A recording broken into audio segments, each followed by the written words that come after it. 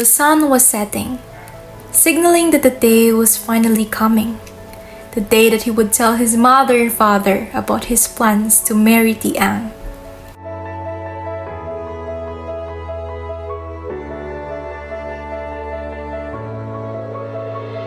Later on in the evening, he and his parents gathered around the table to eat.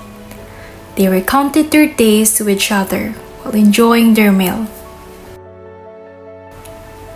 After eating, his mother cleared out the plates and went to wash them. While his mother was out, Dodong mustered up the courage to reveal his intentions. Tay, I'm going to marry Teang. I've asked her hand last night, and she said yes, I would like your permission. Are you sure about your decisions? You're very young. But I'm 17 already. You're still young. I want to marry her. She's a very good girl. We will be happy together. Okay, but ask your inay. Can you ask her, please? Okay, no problem. Tay, will you let me marry her? If she makes you happy, then go for your decisions. Really? Yes. Happiness filled Dodong's face as he pulled his father into a warm embrace. He was absolutely delighted by his father's words. But not long after, he and Teang were wed, and they soon welcomed their first child, a son named Blas. Dodong and Teang were married for many years, but as lucky would have it, for each year that they were married, a new child was welcomed into their family.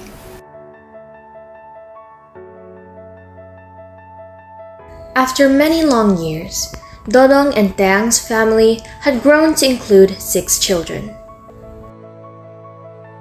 Dodong felt angry and frustrated with himself, but Teang never faltered.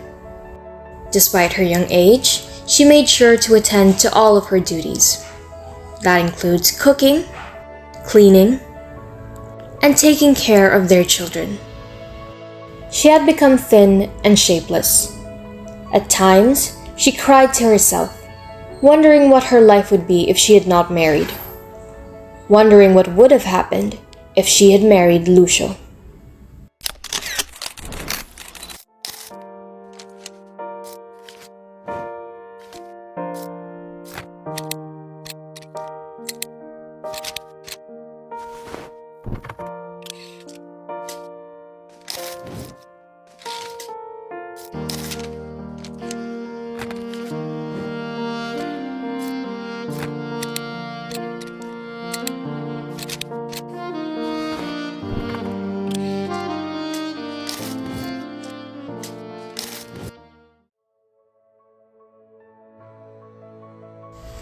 Many years had passed, and Blas was now 18. After a long day of working, he hurried home, seemingly happy and excited. Tay. Oh, anak Blas. Go to bed. Go get some rest. Tay, I have something to tell you. I asked Tono to marry me, and she said yes.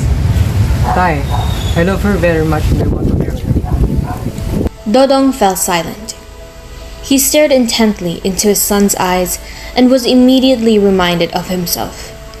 He felt sad and sorry for his son. Must you marry?